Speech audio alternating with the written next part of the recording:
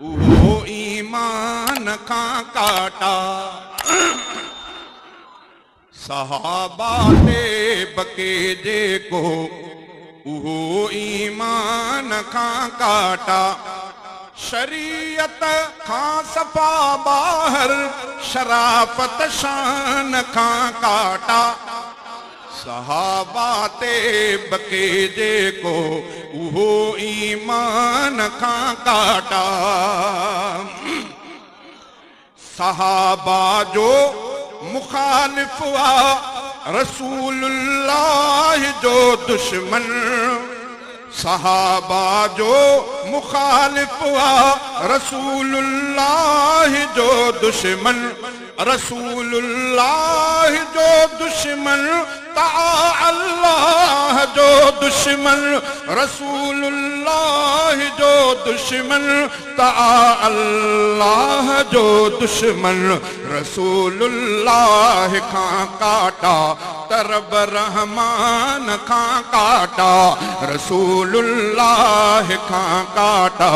तरब रहमान खां काटा नारे तकबीर शान मुस्तफा हुजूर जे दुश्मनन ते पैगंबर जे दुश्मनन ते सहाबा जे दुश्मनन ते हुसैनियत न उनमें आ नई हू है दिरी आहे हुसैनियत न उन जी आ नई हू है दिरी आहे न जो सिद्दीक़ जो आहे अलीअ जो भी उहो नाहे न जो सिद्दीक़ जो आहे अलीअ जो भी उहो नाहे उहो हैदर जो नाहे जो उमर उस्मान खां काटा उहो हैदर जो नाहे जो उमर उस्मान खां काटा शरीयत खां सफ़ा ॿाहिर शराफत शान खां काटा सहाबा ते बके जेको उहो ईमान खां काटा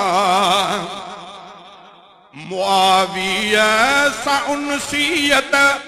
मशीयत ज़िदी आहे मुआविया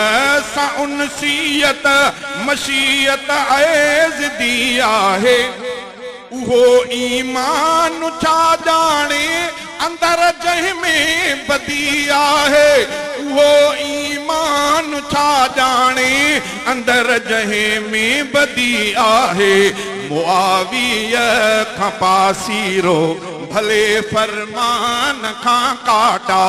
मुआविया खां पासीरो भले फरमान खां काटा नारे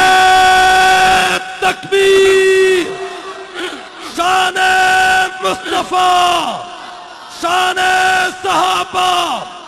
कुरान जे इनकारन ते सैयदना अमीर मुआविया जे दुश्मनन ते सैयदना अमीर मुआविया जे दुश्मनन ते